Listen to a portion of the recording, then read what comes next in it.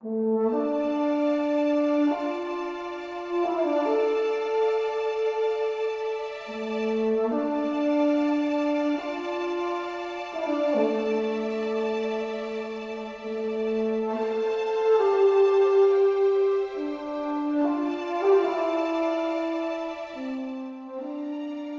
right. Hey, welcome, listeners, viewers, whoever is taking a look at things this week. Got the old Star Wars hat on because we are here and ready to chat Star Wars on the SWU Report. I've got Alex back with me again this week, so super excited to have him back, and I swear I'll let him speak in a second. Just want to try to get better about throwing this up there at the start of things. Make sure you like, subscribe, give us a follow, rate us on iTunes, whatever it might be. That really helps a lot. And check out the SWU.report website. That's there's no .com. It's just SWU.report. That'll get you there. That'll show you, articles and everything as well, and the link to the coffee page to support hosting and software. So, all right. Let's move past that stuff. Let's let Alex talk. How's it going this week? Yeah, it's going pretty well. We're 1 week out from Galactics. I fly out almost exactly 7 days from right now. So excited for it. Meanwhile, up here in the Twin Cities, as I told you a few minutes ago, it is filled with smog. There is smoke coming down from wildfires from the north, and I'm happy to be inside. Yeah, no, that's good, and I feel kind of bad laughing at that. Consider that a bitter chuckle at the experience. I do not envy you there. Yeah, what about you, Will? How are you doing? Not bad here. I mean, I could always use more sleep. I'll tell you, but weather's been pretty good. Honestly, I think it's been a few degrees cooler here for the past week or so than it's been up your way. So. Mm-hmm. That's impressive considering how much further north you are. Yeah. So, that said, I guess, like you pointed out, Galactics is just effectively a week away from most folks, or at least when travel is starting on that. So we wanted to make sure we jumped in and got a pre-Galactics episode out to you all. And I do want to preface this episode with a few caveats, and I'm sure multiple subsections are going to have caveats as we go. But to start with, I want you guys to know this is going to be a numbers-heavy episode. If you followed the website, I love analyzing that sort of stuff. So that's what we are doing now. So be ready. I mean... I think it's kind of a given that we are nerds when we're recording about a TCG, but now we get to be an extra level of being nerds because now we get to talk about spreadsheets. Yes. And who doesn't love spreadsheets? You'd think I'd be tired of them as much as I have to use them at my day job. I work in banking. So yeah, evidently I'm not. I mean, I understand. I use... I work on the board game industry side, but it's sales and logistics, and I'm using spreadsheets all the time as well. So. Oh, yeah. Yeah, especially makes sense soon as you say the word logistics. Yeah. Well, cool. So we're going to jump into things. As far as what the info is that we're talking about this week, let me go ahead and mention stuff. In case you were not aware of this website, I'm going to go ahead and pull it up for just a second here. That's SWU Stats, right? So you can take a look at a variety of stats here. They've been updating the website recently. So they've got a variety of weeks that you can slice things down into. I goofed by flipping those endpoints just now. For week 41 is the start and 40 is the end. Let's flip that. So you can take a look at this info there. some of this info we're talking about, at least. So this is tracking games from Karabast. So you do need to kind of lead with that, right? Online play is not exactly the same as in person. These are, essentially best of one matches, best of three kind of changes things some, all that sort of thing. So do make sure you take stuff with a grain of salt. But I want to thank SWU Stats for having an API that we can pull info from, as so that we can track and collate a bunch of this stuff. So I've been pulling info for a variety of weeks. I believe it's week 38 that cards from Ashes were first playable on Karabast. We're up into week 42 currently. So we've got, essentially a month, give or take, of weeks of data that we can work with. So I've been trying to take a look at what's seen kind of the lion's share of play, what those win rates are, and all sorts of things from there. So I've got a couple versions of the first chart that I want to take a look at. And I am going to start with the, let's call it the expansive one, the top 40, 43 decks, something like that. All trend is what I've got it labeled as here. So I want to zoom in a little bit for you. And that is a chart I've been tracking or put together from what I've tracked that shows the shares of what is being played as the weeks have changed. Now, this is not trying to capture the entire meta. I started off with what was, I think, the 20 most played decks. And that has not been exactly the same from week to week as different decks have gone up or down. So I think by the end of this, I'm at 42 or 43 decks, that sort of thing. So you can see with the whole thing, this does get a little tricky to read, especially for us talking about it on the show. I feel like that's a lot to cover. So unless Alex is dying to point out anything from the full list, like talking about how, I don't know, Yularen Red is really kind of flatlined down here, then I may switch to the more constrained version of this chart. Does that make sense?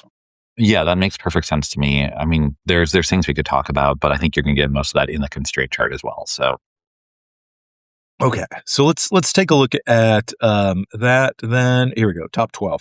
So I did up another version here that is only top 12 through week 42. So these are the 12 most represented decks. That's not necessarily winningest or anything like that. This is just their share of the Karabast meta, how much they are being played as of week 42. And you can see if you follow these back there in the trends, some of these decks, like let's see, what's the kind of gray one here? Kranich Yellow started off in week 38. I do not think this would have been in the top 12 by any means, but it has really come up as time has gone.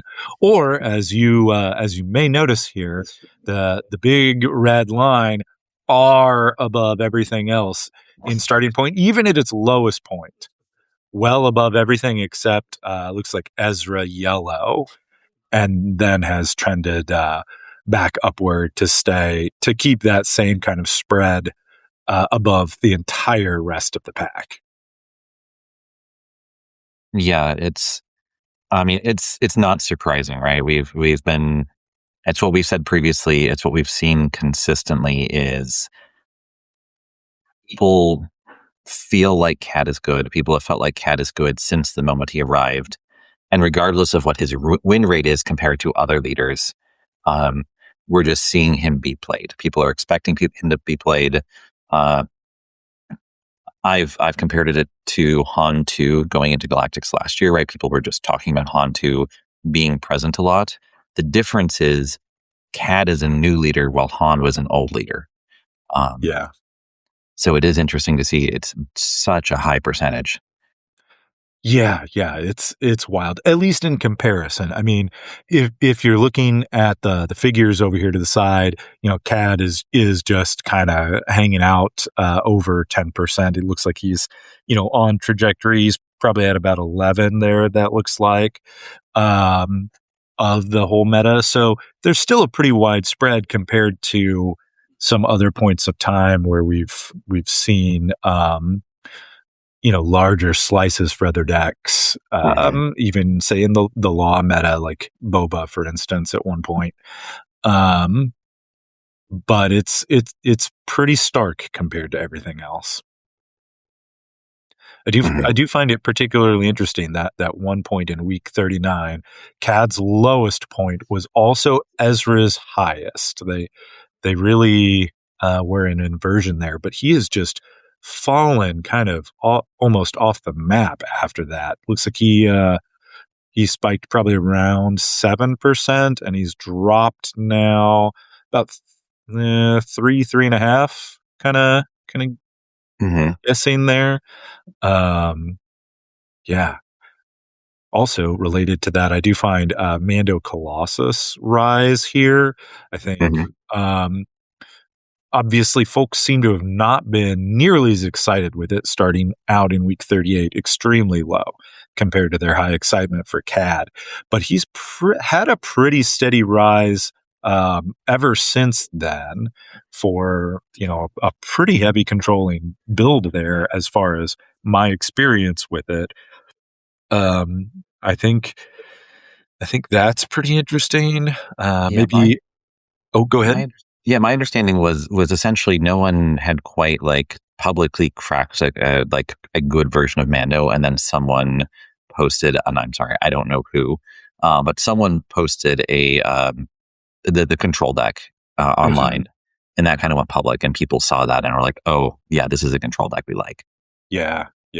I've definitely been hearing just from chatting with people, several folks that honestly are liking this version of the Mando Colossus control more than they liked the Dedra Colossus.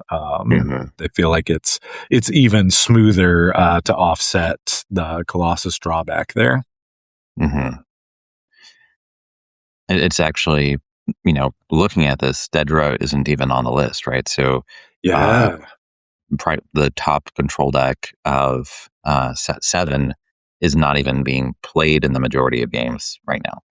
Yeah. It really seems, as far as the overlap in concept here, Mando Colossus and Cad Bane pretty much completely cover red-blue control. Have squished everything else out of the top 12 here. Actually, that's an interesting. With that, the only leaders. So the first leader who is a not new leader in the top 12, it looks like Poe. And then we have Boba, Luke, Krennic is. Oh, right. Sorry, Krennic. Yeah. He's not an Ash leader, at least. Yeah. Correct. Yeah. So Poe, Krennic, and then so the bottom half, but the top half is essentially only new leaders. Yeah. True. And I meant to fix the labels on here. You can see the parentheses were initially the subtitles. So this Luke is I can save him. That Thrawn is how unfortunate. I meant to come back and label everything with set labels. I think I've fixed most everything else. So that's I can save him is the Ash Luke, and that Thrawn is the JTL Thrawn, I believe, right? That sounds correct. Yeah. So out of the top 12, we're looking at what 1, 2, 3, 4. Only 4 of them are non-Ash leaders. So I think that's worth noting and kind of thinking about that the Karabast meta can still be driven by a lot of excitement. Now, at Galactics, how much does that change? that's an open question. I don't know. There are certainly competitive players or competitive minded, at least, that are kind of throwing spaghetti at the wall, as I like to say, on Karabast right now, that are going to go with something much more proven when it comes to Galactics. On the other hand, Galactics is such a large event that you just by virtue of its size are almost certain to have some players on decks that are let's say outside the norm, that are players that have a pet deck, that have their their Akbar data vaults or whatever that they really just want to keep hammering at. So I feel like it's tough to make predictions there, but we're sure going to try in a little bit. Yeah, no, it is absolutely tough.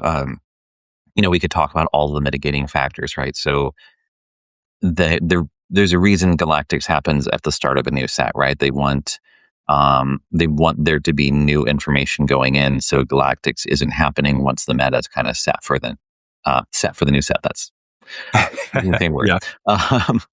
But at the same time, in this case, because of the leak, we've had the cards for the set longer than FFG intended. At the same time, the set is releasing so new. It was the pre-release was last weekend. I think tomorrow is technically the release date. Yeah, I think so. So the availability of cards and things like that could also just impact what people are playing. So there's a lot of different factors going in there. Oh yeah. Well, as far as some of those factors go, then you think there's anything else at the moment that we want to examine here on the top 12 trend chart, or should we take a look at some of the other ways we can slice some of this data? Let's go look at some other information. I think that's Okay. going to tell us more about maybe why this is what it is, or maybe why we shouldn't pay as much attention to this. No, I think that's a good point. There is one chart that I think I'll want to come back to in a minute as we go. But for the moment, let's pop open the spreadsheet, I think. And I'm going to head to the Cad Bane counters tab before we get too hard into anything else, because that trend chart makes it so obvious that Cad and particularly Cad Bane Blue is far and away the most popular deck right now. So I've got that pulled up. You'll see if you're taking a look at this. We've got a column for the opponent deck. We've got a column for that deck's win rate versus blue 30, and then that win rate versus yellow 30. When I started this a couple of weeks ago, Cad Yellow, I think, was also on a bit of an uptrend. Clearly less popular than blue, but looked like it might form into a thing, and it has dropped pretty steeply since then. We can get to that in a little bit if we want. So that may be less of a consideration now than when I first started tallying this, but I think it's still useful to have a peek at decks that are taking both of them. And if you're looking at the color coding here, obviously green, and the brighter the green, the more that deck beats Cad. Similarly with say yellow into pink to red, the deck is doing a little worse against Cad. And if something's in gray or white, it means we've got some like records of games on those, but not enough to feel confident in the total win rate. It's maybe like 10 games or something. So these are much better the more aggregate we've got, especially when we consider these are best of one. The more of those you get, the closer in theory it should come to sorting out how best of three plays out. So, And anything you want to jump on here, or should I mention a few that stand out to me? well, so the first thing I would want to do is thinking back to our previous chart, right? So we saw the top two leaders currently, um, other than Cad Bane being played, are Ahsoka and the Mandalorian, right? Mm-hmm. Yep. Uh, and so the Mandalorian um, has actually positive, just barely positive again versus blue, but extra 5 points against yellow. Mm-hmm. And similarly, Ahsoka only has a 42.5 against blue, but a 61% against yellow, which maybe explains why yellow fell off. If people playing yellow were quickly seeing, well, we're just losing to this, these Ahsoka aggro decks. That's true. And if I may flip back to the top 12 trend for a moment again to show the listeners, Ahsoka here in orange, you can see she's had quite the curve, and with the last few weeks has really seen a spike pretty hard, especially from week 41 to 42. So yeah, I think you're onto something that she maybe is scaring people off of Cad Yellow. Mm-hmm. So yeah, I'd say those are the first two things. The other one is maybe just to note that as popular as Cad Bane is, there are 14 leaders who are, no, 15. Oh, let me take the two Jabba's off. So 13. Oh Um, yeah. yeah. So 13 with good, decent data that are at least 50-50 against him. Mm-hmm. So it's not like, Jango Fett situation where he is actually owning the field and there's only one or two decks with positive rate against him. Right, right. And honestly, if we take a look at a lot of those decks that are doing well against him, there are a few that are maybe a little more surprising than others, but there's also a bunch on them that are kind of a known quantity, shall we say, things that have been in the meta that have proven themselves that people are familiar with. So it's not like you have to play like a rogue deck to get these kind of win rates against Cad.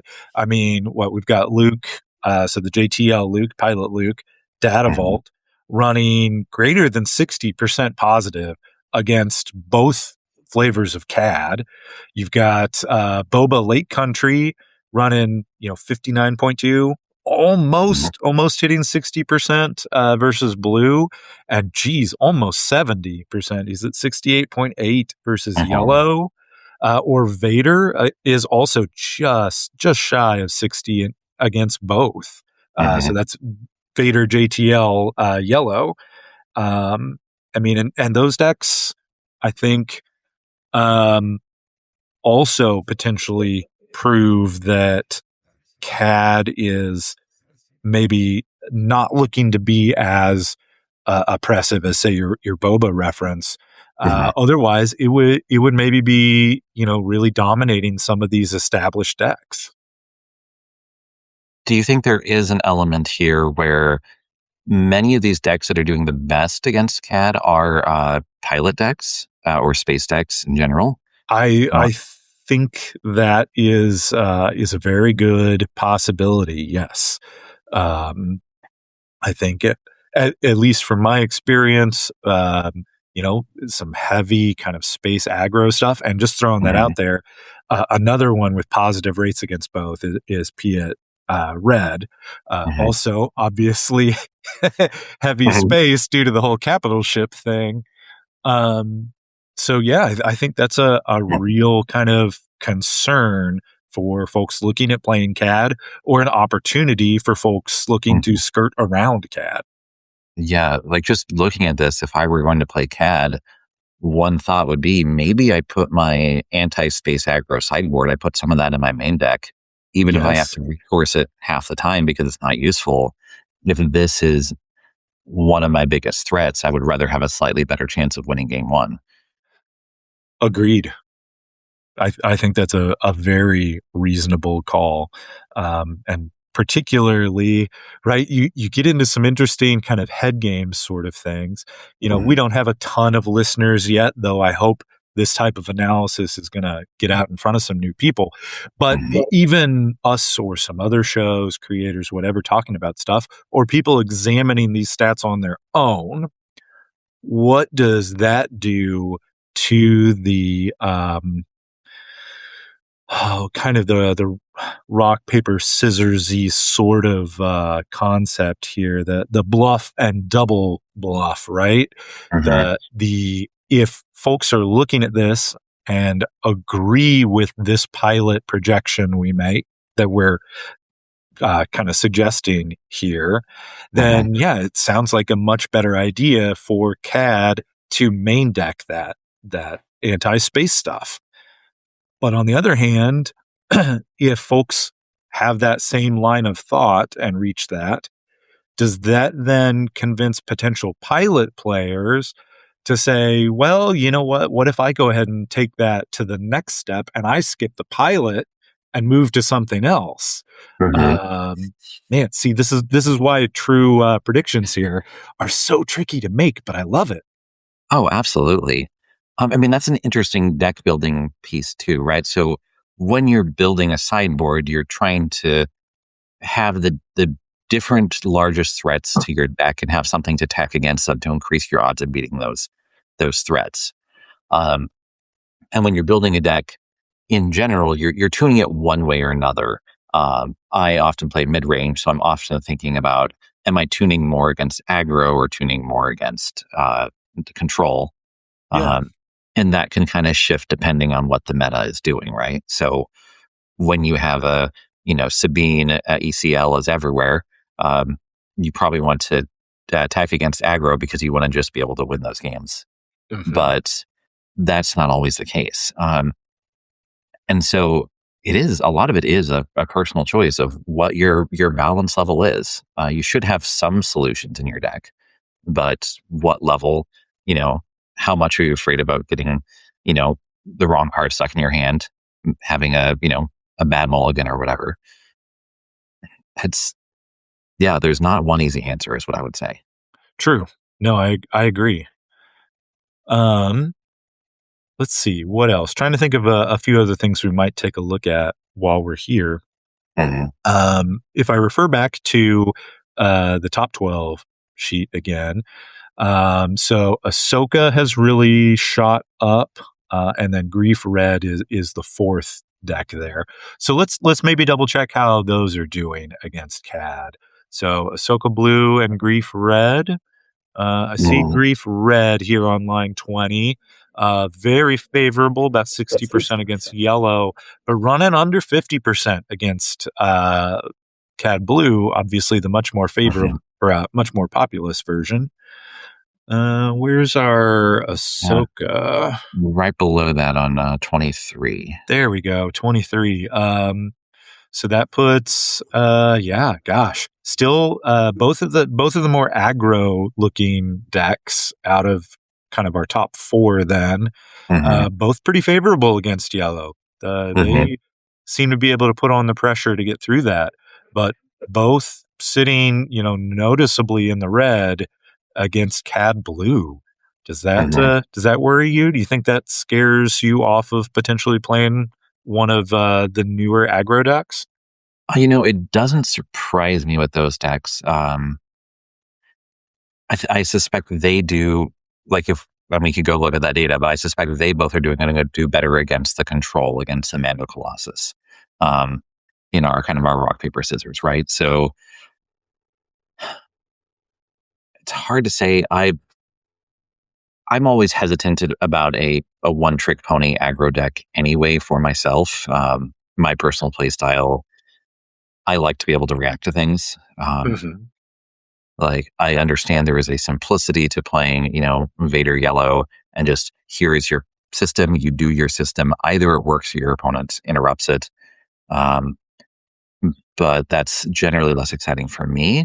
And so I think that would be my response is like in my play style, I would avoid these decks. Yeah. I can see that. There's definitely something to be said for having, um, flexibility maybe with your own deck. And in Mhm. general, that has been my philosophy in other games, right? I like that flexibility, that ability to react to what's going on. SWU has been kind of a weird one for me in that the best performances I've had with I was about to say recent, but at this point it's been a couple months back. Both our PQ locally here with Vader Yellow and a PQ sized tourney we had during the first year with a Leia red deck Mhm. have been pretty linear aggressive strategies. Mhm. So just on kind of a personal level there, I find myself pretty conflicted these days. I like the theory, the concept of what you're saying. That's what I'm Mhm. drawn to. But there's still something that about kind of the rule system or the pacing of SWU that Mhm. seems to keep pulling aggressive stuff up whenever performance really counts. And I don't think that's necessarily just a me thing. Mhm. Looking back at you know the prior competitive season, I think we saw that coming out in a lot of places as well. Mhm. Yeah, I think that's true to some extent. Though we do have things like our Akbars and our you know Deidre Colossus did perform well the second half of last season. Um, and even Lando Lake Country was more of a mid range. It was a different style of mid range than True. say your blue red heroism, but it wasn't specifically just an aggro deck. No, I could see that. And you mentioning Colossus again did make me think of something else. Admittedly, this is a little sideline from this particular topic because Mhm. I want to direct it back towards some of the data that we've got. Right. So, you had mentioned Ahsoka and Grief, and your kind of curiosity about how they do against Mando Colossus. So, Mhm. what if we flip over to the full matchup matrix? Like this tab, the Cad Bane counters, I pulled out the info separately so we could have a quick cheat sheet since I think it is very likely that Cad remains the most populous deck at Galactics. But Mhm. for all of the decks that we've been considering here, I did actually pull a matchup matrix or a heat map on all of them. Listeners, viewers, we are not going to try to go through every single one of these by any means. That's a lot to do, but let's see at least if we can cross reference. I'm gonna control F to find. There's Grief Red 30, and Mando Colossus is our first column. So he's at 51%, just barely positive. I would say, that is a coin flip there. Mhm. What have we got for Ahsoka?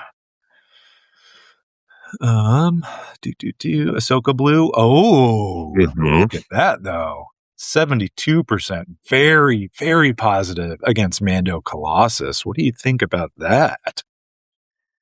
I mean, if I had to guess, it is partially that Ahsoka is doing more of the ground aggro thing. I mean, she's doing grounded space, but uh, I think that does look like a Mando got more popular, and as a result, Ahsoka got more popular. Right? Yeah. If someone wants a more aggro deck that doesn't feel as much like the pilots, then she's a good option to go with. Yeah. No, I think so. And I think it's interesting you mentioned the ground and space sort of thing with Ahsoka because as fun as Mando Colossus is, it's got a lot of interesting stuff to go with it. I do think there's a potential. I don't want to call it a hole compared to the some of the villainy options, but there are some real trade offs made in going this direction that you lose access to two of the biggest early game sentinels that Ash just added. Was it the Imperial Armored Commando, the 4/3 shielded one, and Marok. Unless I guess you want to pay 2 extra for both of those. And well, now they're not so early game anymore. But I think that there are still definitely some other Sentinel options, but losing 2 of the best new ones, I think definitely offers an opening to some of these aggressive decks. Mm. And there's some decent blue Sentinels, but you're also losing your green Sentinels because you're going blue red, right? So, Captain Typho, one of the best heroism Sentinels in the game, is also not available to you. True. Sure, it is only good if you're a force deck, and you're not a force deck. So, I mean, he's fine otherwise, but he's slightly behind curve. Right. So, yeah, you just don't have the same, ground sentinel solution. So you're looking to control the game more via other means than just slowing down the ground. Agreed. It is interesting looking at Ahsoka's overall trend here. Not to break down everyone, but just to since we're talking about her specifically. Yeah. Seems like it's a good example as any to when you're thinking about your matchup. She's a good one to look out here because she does not do great against Cad Blue, but she's fine against Cad Yellow. She's great against Mando. It looks like she's doing pretty well against Krennic and Piet, right, and Deidre. So it's really the ones she's struggling against. It looks like are mostly Cad Bane, but then also mostly yellow leaders. It looks like, or pilots. Yeah. I see she's looking pretty rough against Vader Yellow, Luke, JTL, Datavolt, definitely. One that doesn't necessarily fit in that category, I notice she's looking real rough against Aura Singh, Datavolt. That's interesting. That's kind of a question here is how much Aura Singh will actually show up. She's a little bit of an older leader at this point, does not have kind of some of the same either excitement push from being from Ashes or the overall kind of performance push from past history. I mean, she's been a good deck, right? But not to the level of, say, a Boba Lake Country or a Lando Lake Country or something where it's super on people's minds. So, that's worth thinking about as well when you do look for these weak spots is, well, how often do you think you're really going to run into those weak spots, right? Yeah. And Aura just has a special, her leader ability happens to be really good against the blue-green heroism multicolor cards. So both Han, the Lepi Lookout, and Lot's Razi. Lot, you can make her a 3/2 instead of a 2/1 shielded, but all 3 of those are at risk of Aura just one-shotting them. And so that just I think makes what Ahsoka is doing just that much harder, especially when we're looking at best of ones, right? Like she might be able to sideboard those units out for something else, but essentially suddenly you don't have those turn 1 plays. Agreed. That's a huge point. And kind of an interesting as well, some of those 1 health units in theory sound better against, say, Cad, who can't target them at all. But it does not necessarily seem like that's panning out, at least against the blue version. But yeah, so but any deck, like you look at any deck here, and they all have weaknesses, right? Oh, Everyone has someone that they lose against. No one is just green across the board. I mean, there are several here that look pretty solid, though. Poe Data Vault, right? Not a deck I have deep experience with, but just for another example's sake, looking across there, like it's got positive numbers against a lot of things. The problem is the things it is running negative against are, a lot of decks I expect there to be a good number of. It's running negative into Cad Blue. It's running negative into JTL Luke Datavolt, negative into Piet Blue, Mhm. negative into the Ahsoka Blue. Like that's definitely another good example, I think, of the how often do you expect to run into the decks that are your weak points? I Yeah. think Poe stands a pretty good chance of it. Right. Yeah. I mean, that would be another interesting way of looking at if you're like trying to figure out a deck to play is what plays well against Mando, Cad Bane, and Ahsoka when we're seeing those are the three that like are being the most played, right? Mm-hmm, Um, mm-hmm. and sort of that kind of brings you back to your Pilot Vader. Had, Honestly, yeah. 56 against Mando, 58 against Cad Blue, and 64 against Ahsoka. Those are pretty good. I like that. He looks negative into Poe, which has its issues that we just said. Mm-hmm. Very negative into JTL Luke, which is a carryover from the Law era. It was pretty similar back then too. Yep. Um, Negative into Aura Singh, which again we expect. Mm-hmm. Slightly negative into Boba Lake Country. How much of a boost back up at a truly competitive event do we see in Boba Lake Country?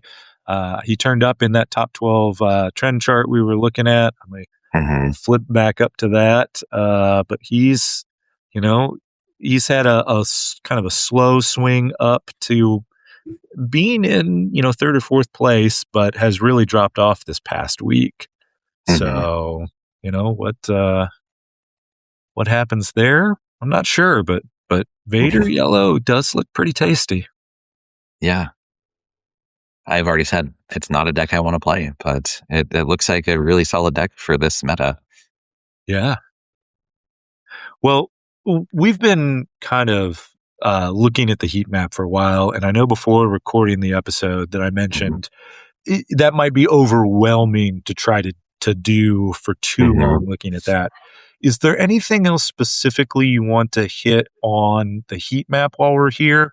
Or do would it maybe be good to flip to the Galactics Outlook tab and get I think maybe there's kind of a generalized stat here on the Galactics Mm-hmm. Outlook that might be easier for us to work with and talk about Yeah, for a little bit. I agree. This is and now are you going to be sharing this spreadsheet with the video, like a link to the spreadsheet, so people can come look at it themselves? Oh, I probably should do that. Yes. Yep. Because that's the sort of thing where if people really want to know, they can dive down at the heat map and really look at it themselves that way for the Y- leaders they're looking at. Yeah. Yeah. No, that's a great idea. I was already thinking about trying to get an article written up in time. Hmm. Historically, I've been trying, if I'm doing an article and an episode about something, I try to put Hmm. the article out first. Hmm. So we'll see if I can scare up the time for that as well. But if not, then at a minimum, yes, I will. Well, this is already up on OneDrive, so I can link to it, and Hmm. we'll go from there. Okay, perfect. So then, yeah, let's go look at the Galactics Outlook. Yeah. So the thing I wanted to point out, and really it's kind of two columns here. We can get into some of the other notes here, but the things I wanted to point out right now, carrying over from the Matrix, is that we've got a column here for current win rate versus field and overall win rate. So overall, that's pretty straightforward. That's truly just its average win rate. Then we've got current win rate versus field, which in this case, field is just these other decks that we're tracking. Hmm. So in theory, this is its win rate against the stuff that you are actually most likely to be playing against. So I think this is probably the better one. to be working with to deal with. This is essentially the average of the matchup matrix. This gives you the super quick snapshot of how it's doing, across the lines that we Mm-hmm. were just looking at. Mm-hmm. And I think slicing it this way reveals some other very interesting stuff. For instance, Lando Lake Country remains an incredibly winning deck overall and against the field, both at over Mm-hmm. 60%. And I also Yes. threw in for any decks that had law info, the APR it ended the season on, the combined APR. And Mm-hmm. if we know from that it had extremely kind of overperforming presence there. Right. This still just looks like it should be a huge top pick, but Mm. man, look at the play percentages on Karabast right now. I mean, guess maybe it creeped up a little from week 41 to 42, but we're still under 1%. Mm-hmm. What is going on here? I mean, that's an interesting question, right? Like, is it just not new and therefore not exciting? Are there, you know, serious teams that are avoiding playing it on Karabast because they want to keep their play more private and surprise people by having a Lando deck? Like, there's so many possibilities there.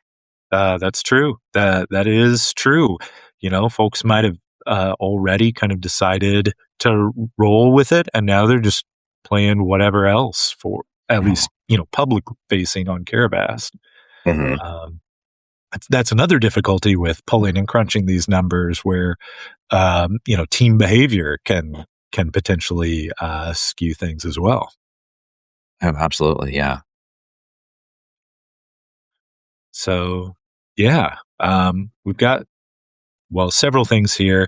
Of course, week 42 is going to show you our, current shares for everything. And we've got a call column here for kind of the top picks or stuff that's too new. I know Yularian Red Splash is not like new in concept. That just means its stats are too new. Like there's Mm-hmm. not much data about it played right now. Mm-hmm. Or proven anchor decks that have performed historically well, continue to perform well, continue to have a reasonable share of the meta. Cad Blue at our only overplayed candidate here, and several developing decks labeled that seem to be building steam, and quite a few fades that are really dropping off as we go, and a single trap that seems to be Krennic Yellow, played here at nearly 4%, a surprisingly high amount out of the Karabast meta right now. Week 42, 3.81. But it had a very negative APR last season. It has a very negative win rate versus the field. I mean, against just general rando opponents, you're sitting about 50%. So that might be, deluding some folks. But Mm-hmm. if you're trying to play it against the other decks, you're likely to see, as Swiss kind of narrows down the field.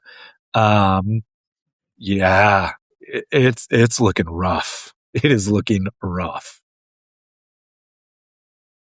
Yeah, I mean, same thing. Like, what is, and I see here it's been in growth, right? It was 0.63%, 0.88%, and then suddenly jumped to 2.98%. Yeah, So that must have been a deck that someone posted. I'm guessing that's. very, very possibly. I suppose we could pop back over to the matrix Mm-hmm. and whoops, try my search again. If I can type, what am I, there we go. Krennic, where are you? Okay, we want Krennic Yellow. Here we go. He's on line 10. Mm-hmm. He's running, right at 50% into Mando Colossus, more specifically, negative into Lando Lake Country, very Mm-hmm. negative into Cad Blue, very negative into Luke JTL. Oh man, look at that Gosh, 25% against Podata Vault. yeah, like Yeah. he's running really negative into a lot of the specific, really likely candidates. The ones he's doing well against, 73% really well against Cad Yellow. But that's on a dive right now. Maybe the Krennic Yellow is pushing some of the Cad Yellow down. Maybe that's the intersection that's kind of pushing the two of them right now. Mm-hmm.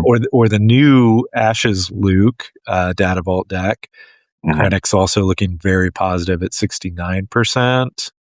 Or Ezra Yellow, and I know I mentioned before that Ezra Yellow has kind of moved downward in the past few weeks. Yeah. Huh. Yeah. Well, I don't know if there's a clear argument there. If maybe this Krennic Yellow was really beating, say, Mando and Vader or something like that, Mm-hmm. just for example's sake, but was losing into Cad Blue, then maybe I could see what is still pushing a pretty significant share of the field to play it. But Mm-hmm. I'm not sure what's pushing that right now. Yeah. I mean, are there leaders you think, like looking at this Galactics outlook, that are being severely underplayed?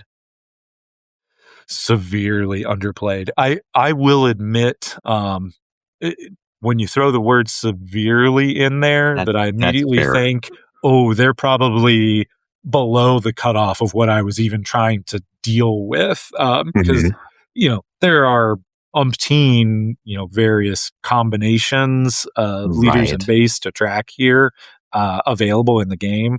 So I've written off a pretty significant portion of things. In fact, Mhm. I did add this column at the bottom right before we recorded, so you could kind of get a peek of things. At week 38, the ones that I was tracking, there was a really wide spread then. Because again, Mhm. I started trying to track about the top 20, I think, decks. Um, and that only covered about 59-ish% of the whole meta of all games played.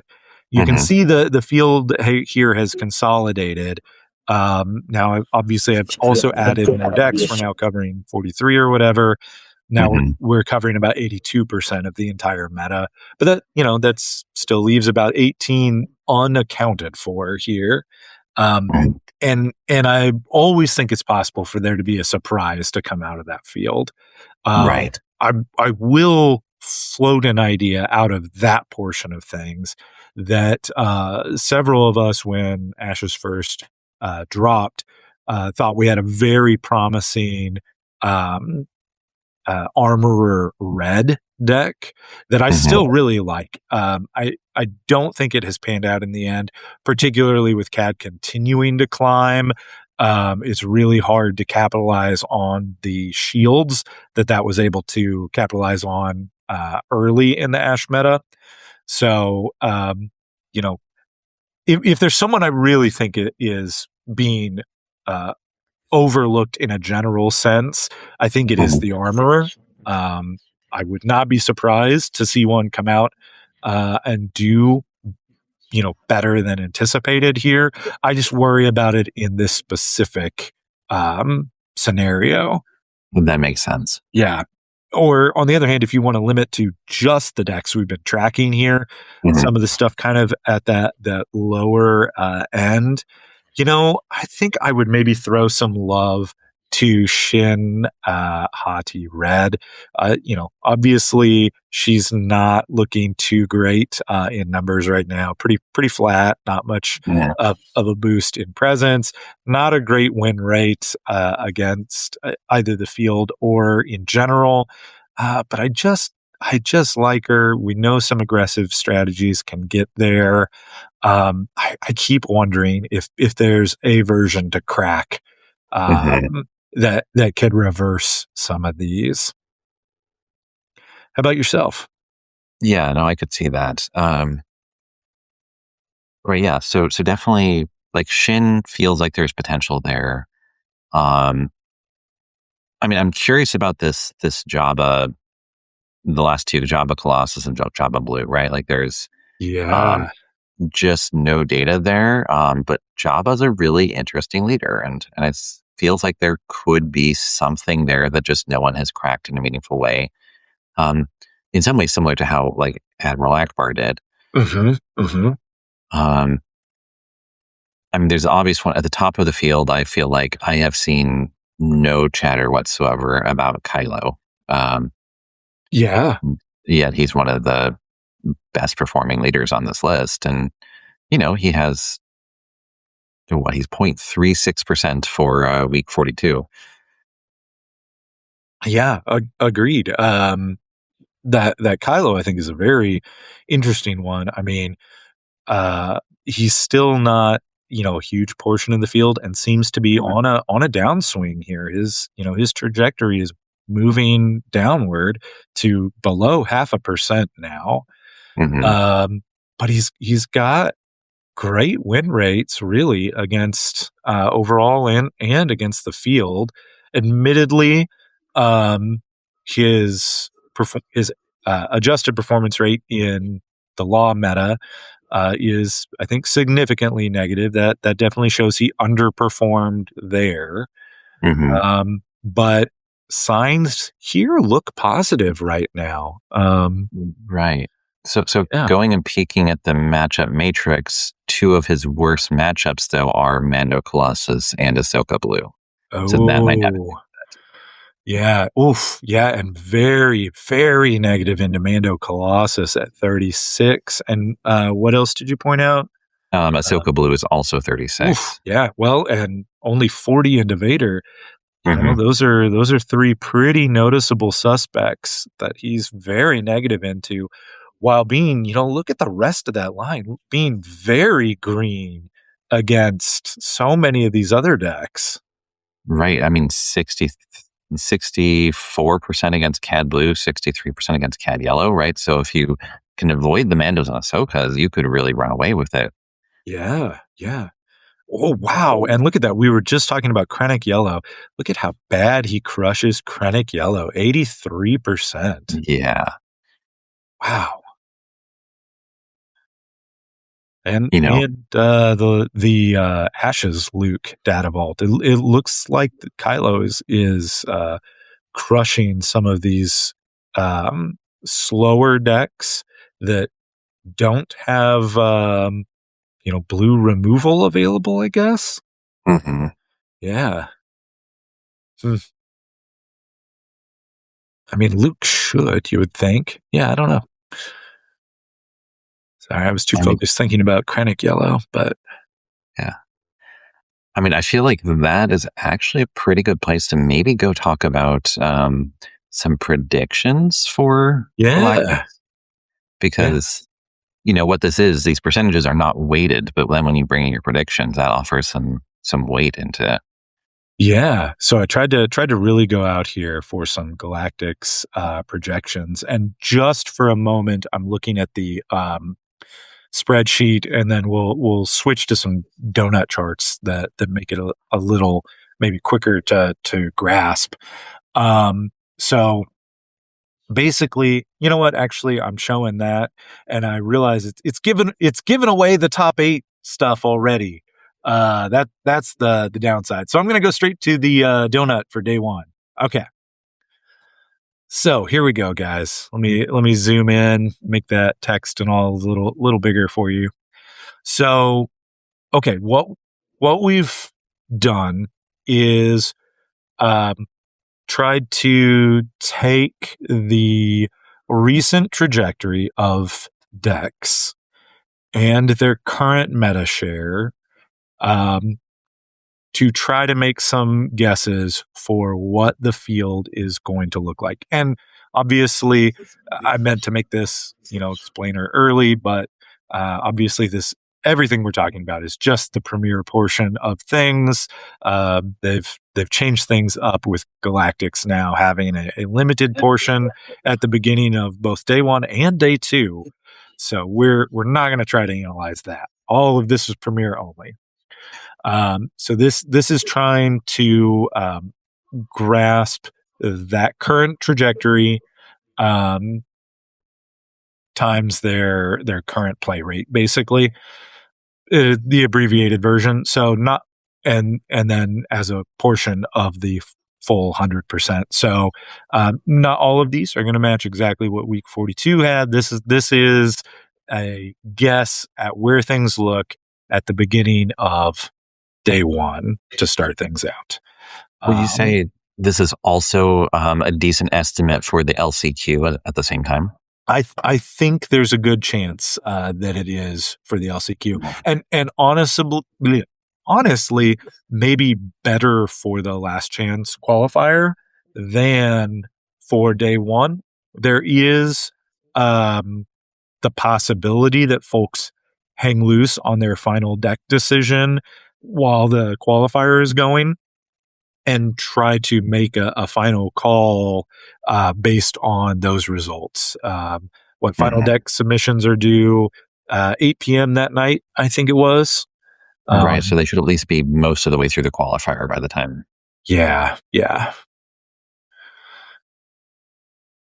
So, yeah. I think, most of these maybe are probably not a huge surprise. Let's say the top 4 of them are the same top 4 we were talking about on the trends, with some slight differences on percentages. I think Cad backs off just a smidge to start out, down to just over 10. I think Ahsoka continues to rise. Mando Colossus continues to rise. Grief Data Vault, I think this was also a slight rise. Then we get into Krennic, who, as we were talking about, is surprisingly kind of overplayed right now and seems to have this upward trajectory. This was just kind of raw number calculation, not so much my kind of personal guess. So I worry that his number is going to collapse and not match that, but we'll see. What does anything jump out at you taking a look at some of these slices, or is this pretty close to what we were just looking at? So yeah, this is pretty close to what we were looking at, but I mean, just take a moment to think about that. If this is pretty accurate to the meta, what a healthy meta. Yeah, right? Yeah. Like, to have maybe one leader taking 10% of the field. Yeah. No, I think that's a good spread, really. Okay. Well, in that case, is it maybe more exciting to flip ahead and see what day 2 looks like? Yeah, let's do it. Okay, so the day 2 donut. Let's zoom that in here. Okay, so this one is where it gets a little more interesting, right? You're going to be weeding out certain decks that perform poorly. So this leans heavily on the win rate versus field. So essentially, these percentages are going to raise based on kind of the odds that deck wins against our other tracked decks. So the decks that are doing really well continue to raise a share as they do well against these other decks. So here things, I think, reshuffle a little bit, right? You can see some interesting stuff, like Cad doesn't quite double here, but he moves up a lot, eats up a lot of share here to about 17%. I mean, he has a very respectable win rate. Ahsoka and Grief Data Vault kind of stay in, relatively speaking, second and third place here. Mando Colossus drops a bit. Man, the Krennic yellow just completely evaporates. Yeah. Which that kind of tracks from what we were looking at. Mm-hmm. Anything jumping out at you here? We were talking about Vader. Vader Mm. goes from 2% to 4%, so doubles. Mm-hmm. Yeah. No, I think that's very very likely. Definitely worth Mhm. pointing out. Luke Datavault here also raised some share. I think not as dramatically. What was it, like 1.8 or something on the Oh no, day I one? think are we swapping from Luke Ash to Luke JTL here? Because I think Oh, Luke Ash was the one in that whoops. place before. Yeah. You're right. Luke Ash was what I had seen over on that side. So you know what? Let me snap the two donuts next to each other. That'll make it a little bit easier. Sorry, listeners, that I can't see all of the or viewers, I can't see all of the labels all at the same time. Um, but yeah, that is a good point. So the Luke that we could see in a reasonable portion of the day one field here on the right um, is Ash, and then we have Luke JTL really climb upward to be in our top what is this, top dozen or so decks Mhm. that the pie chart shows. Um, yeah, that's a great observation. Yeah, so looking at this, first of all, like don't play don't play Krennic, right? Like that's the Yeah. first thing. It's like Krennic is gone. Yes. um, Yeah. and yeah, Mandalorian, like based on this, Mandalorian looks like he may really underperform compared to his percentage right now. Yeah. I mean, so he starts off at about 7% of the field, and day Hmm. two predicts him down to about 4.5. Hmm. So that's tough. I think it's Um, also maybe worth looking at. I've heard of just chatter from folks lately, really taking a look at Thrawn again lately, JTL Thrawn. mhm. And we can see him here projected at 4% on day one. But unless I missed something, okay, there we go. He is still in day two's count, but drops down to 2.8. So pretty Mhm. noticeable drop there as he goes. Yeah. Let's see what else. Part of it is, the spreadsheet you had that Cad Bane is maybe overplayed, but yeah, we come over here and we see him like almost doubling his percentage in day two. Yeah, So maybe he's not overplayed. yeah, maybe he's not. But I mean, I guess the thought is, can you find a deck that performs um, well enough against him that also performs well against the rest of the field, because there's going to be so much of him that you're likely to run into. Mhm. So a lot of these player choices, and of course, Yeah. we'd be remiss to not mention, just random pairings can, uh, Mhm. obviously folks can have good or bad days. Right. So this is hard to account for that kind of thing. Hmm. Um, but You yeah, know. he's maybe overplayed Hmm. um, in the sense that gives an opening to Hmm. other folks to Right. know to target him. And again, this is best of one games. Hmm. How much does a sideboard change some of this math too? Right. The other thing I'm noticing with this current prediction model is that oftentimes you will have a big spread of other decks day one, but once you get the cutoff, those mostly evaporate, right? So um, this is a sort of thing. This is why when Akbar won the regional, it was notable. It was the only Akbar deck in day one. It made it to day two and then it won, right? Like Mhm. oftentimes most of the decks, those one-off decks, most of them don't make it to day two, and your field, your other decks are a lot smaller percentage in day two. With this estimate, we're still saying 31.9%. Yeah, and as you point that out, I think that is a clear weakness to kind of these initial projections. It being a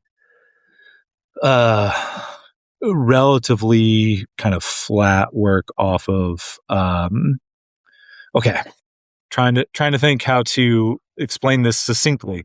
Okay, so this was essentially done off of just the 40-ish decks that I've actually tracked stats on, and everything else is just kind of a lump.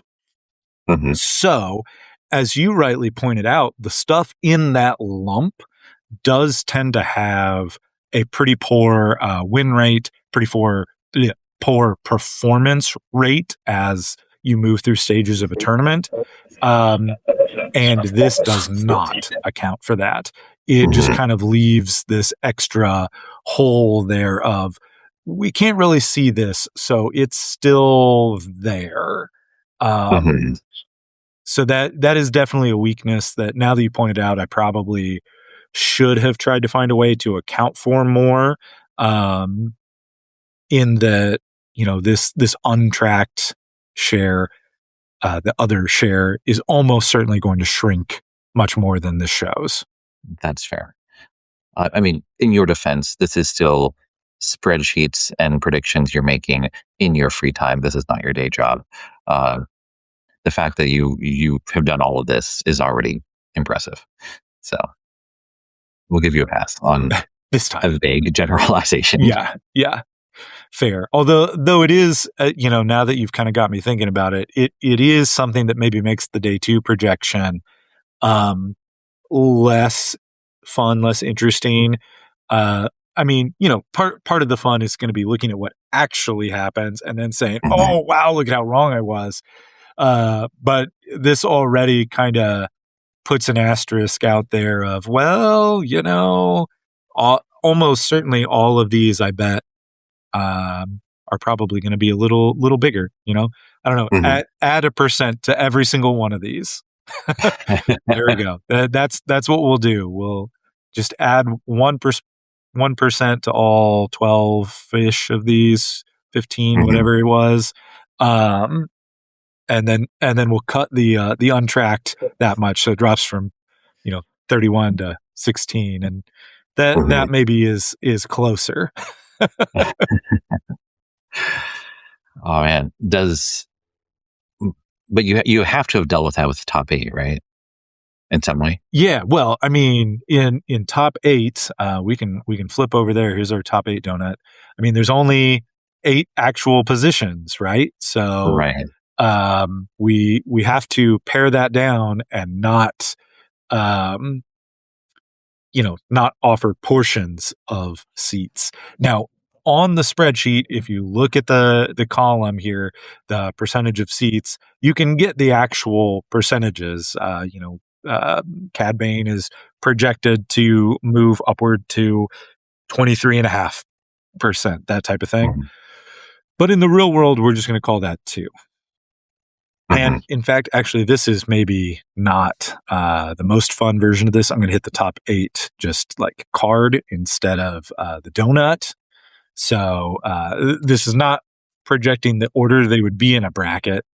This is just those percentage rates and rounded to full digits. So our top 8 then, we look at having Cad Bane, Grief.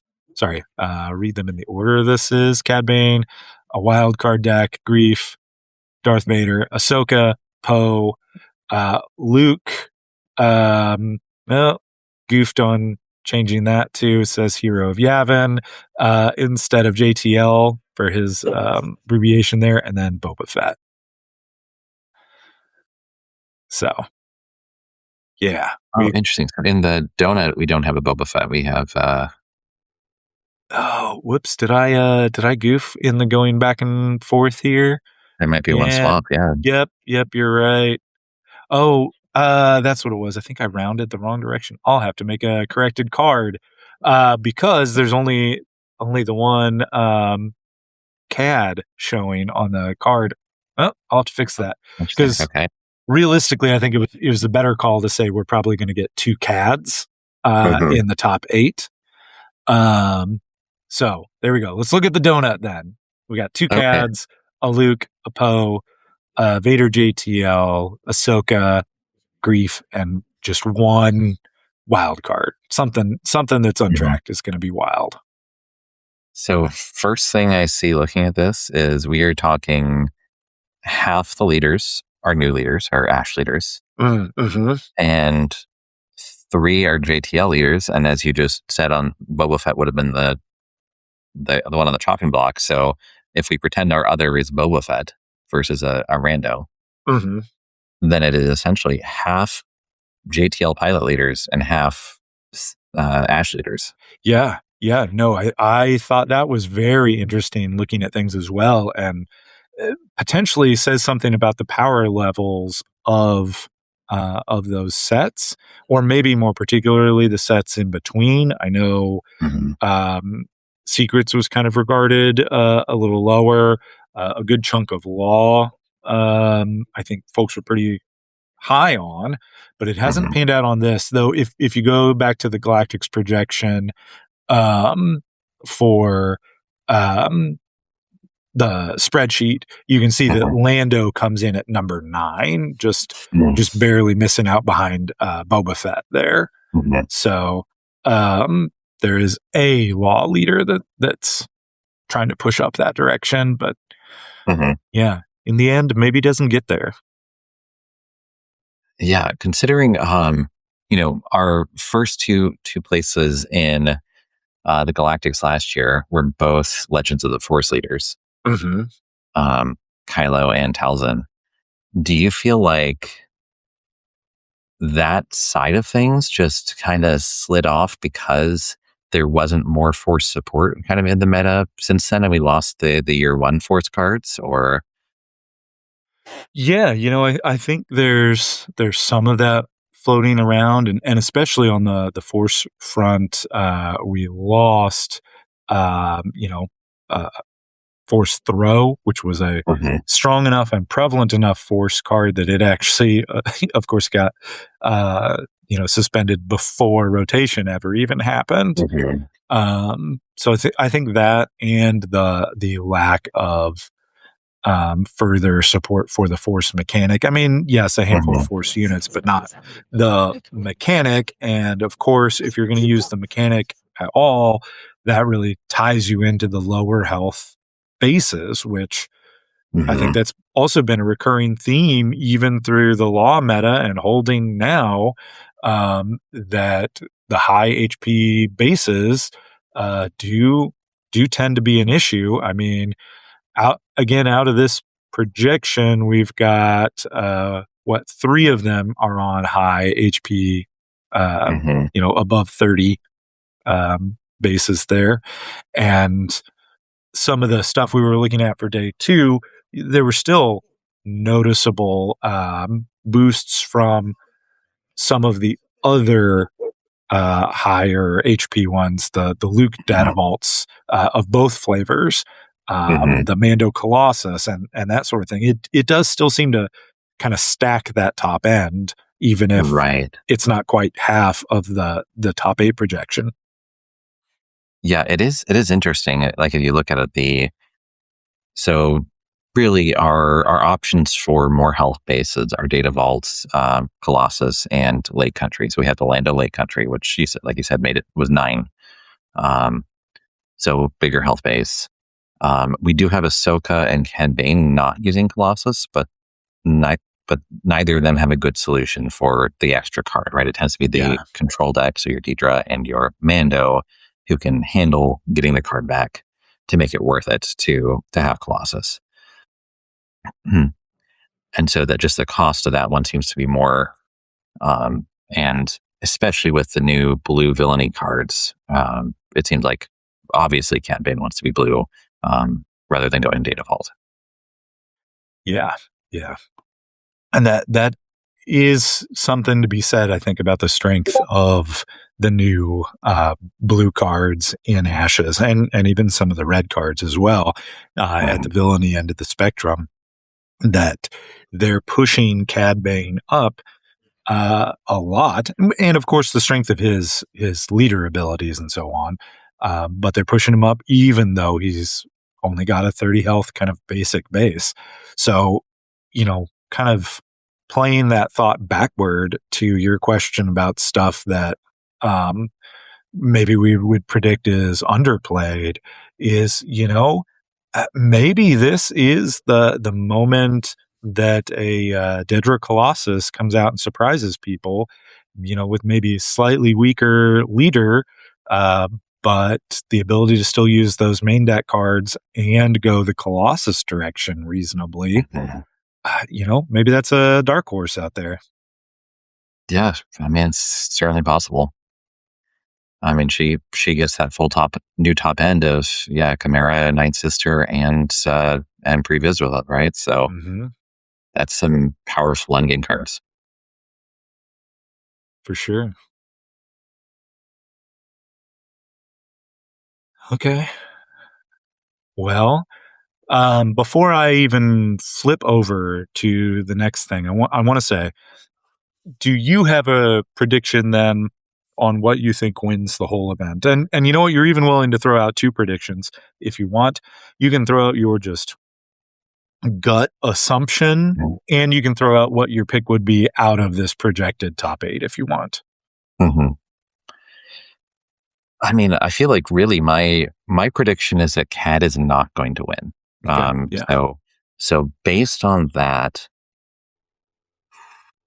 I'm going to go with why not? Let's go based on this top 8. Let's go with the Poe Data Vault. I've never seen Poe ever perform quite as well as you expect him to, based on how good of an ability he has. But I'm just going to say, yeah, Poe is going to take this one from the top 8. If I'm going full meta,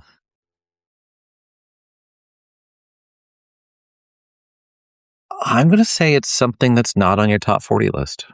Okay. Yeah. That wild card. Am I allowed to leave it at that? Just leave it at a wild card? I think. Okay. Yeah. Like someone's going to come with something that people aren't expected and aren't ready for, and it's just going to change things up. Yeah. No, I think that's a very reasonable assumption. And if there's anywhere that folks would want to debut something like that, it's at Galactics, right? So I think there is a reasonably high chance that it happens. What about for you? Okay. So my gut thought here is honestly the wild card idea for that same concept, that just the size of players that are going to be coming to this and the competitive nature of it. I expect someone to come out with a true surprise. The, let's say, safe play, I guess, looking at this is probably Cad, but my personal kind of hope or personal pick out of looking at this projection is going to be Vader Yellow. It's just a deck that I love, even though it's so against what I have loved in the past in other games. Somehow in SWU, there is something just so blissful about such a single-minded game plan that I love. And obviously it won the sector regional. Crap, I keep flipping those terms. Whichever one that was in Europe a couple months ago. So it's got the legs to hang. So let's see. I believe Vader won the sector because Akbar won the regional. There we go. Yeah, I believe that's true. But I will say there's one other tab I've got here in this spreadsheet right now, the Monte Carlo tab. So that is kind of a fun one. This is what the odds tell us based on this breakdown. So short version of the Monte Carlo simulator is you take the projected top 8 and then run a ton of like sample bracket tournaments for it, right? Randomly seeded rather than trying to predict seeding and whatever. But anyway, in the aggregate, it probably gets close. And then run each bracket with weighted coin flips for who wins in any particular match. And the weighting is based on the matchup matrix, the win rates that we were already looking at. So then you can basically go ahead, condense all of that down into odds to win out of everything. So this is effectively what the computer says, what the algorithm says.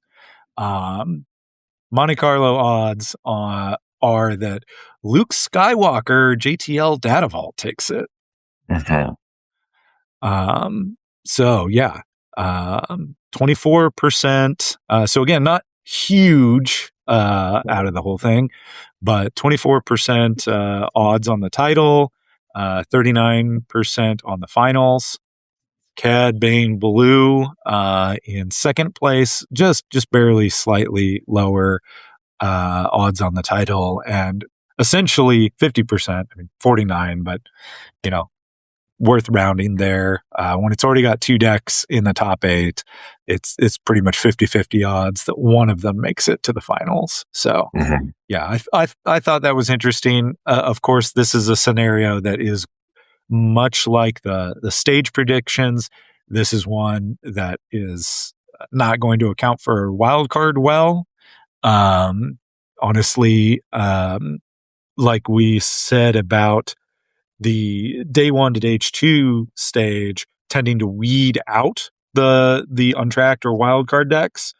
On the flip side, I honestly think that by the time you hit a top 8, a wild card that has made that should probably be favored to win.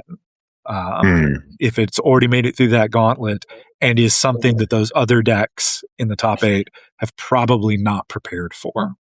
That makes sense. So what you're saying is statistics says we're going to have a Luke versus Cad final match. Yes. Yeah. Okay. That's what the raw number said. So let's hold me to it. Let's see if we get Luke versus Cad in the finals, which will, doubly be entertaining after me harping on how bad he was tanking in the previous competitive season. So that's true. Yeah. Well, that will be that'll be interesting to see. A good deal. Yeah. Well, there we go, folks. We've hit on a bunch of stuff so far. A lot of charts, a lot of numbers. I know we thrown it out there. I tried to make it somewhat more interesting, at least by flipping to different ways to present this stuff to you all. Listeners, I'm so sorry. It's even more dry than looking at the charts as we go. I hope you made it. Alex, any parting thoughts about the tournament or words of wisdom for just Galactic experience in general that you want to leave folks with? I mean, if you're going, just remember at the end of the day, it's for fun, right? All of this, we're doing statistics. It's not quite gambling, but there is so much randomness in all of this. Just honestly, every single deck, what you draw, all those things. Like this is not, for some people put a lot of their focus in their life into this game the last few years, and that's really cool. But at the end of the day, it's a game. We're all there to have fun, and whether it's doing side events, whether it's if you're like me and just shooting the last chance qualifier to see what happens, or if you're already qualified for day 1 and go in with the perspective that you're here for fun, enjoy life, enjoy the game, and come say hi. Absolutely. Yeah. I think that's a great point. Try to keep the fun at the center of things. I do hope the line situation is better this year. I know there's going to be 2 prize walls, so I hope that helps with some of it. We'll see how kind of side event registration and such is. I know grinding for tickets and that sort of thing was a whole thing last year. So I hope that does not take away from people's abilities to just go out and have a good time. Other shows I know have done the math on ticket acquisition and that type of thing. I admit I have not looked at it since I'm not able to go to Galactics this year. But I will say that playing in the open last year still got me enough tickets for what I wanted out of the prize wall and that sort of thing. So I hope folks don't feel a pressure to just kind of play line simulator to grind for stuff, and that they actually, take time to play games while they're there and enjoy it that way. Right. One element should be from last year to this year. Last year, that most of the event was run actually by Asmodee staff. This year, Fanfinity is doing a lot of the work. Fanfinity has a lot more experience running these kinds of events than Asmodee does. So that alone should help a lot with this line simulator type things. Awesome. That is good. I look forward to hearing lots of stories about how much smoother it was this year. Yeah, same. Cool. There we go. Parting thought: take snacks with you. I know I just ate lunch not long ago, but just doing this podcast for this long, I'm already sitting here feeling a little woozy, thinking, you know what, Will, you could use some energy right now, and if you're playing in a very full day's worth of events, you're gonna need snacks too. So take food. Nobody needs anyone else being hangry there. Yeah, protein bars are your friend. Mm-hmm. All right. Well, thanks everyone. Remember, here's the spiel again. Like, subscribe, check out the SWU.report website. Throw us a few dollars on coffee to cover the hosting and the software. I'm not looking for a profit here. I just want to cover at this point what's climbed to about, I don't know, $45-50 worth a month, something like that. And what else? Yeah, rate us on iTunes. I don't know. Thanks for coming.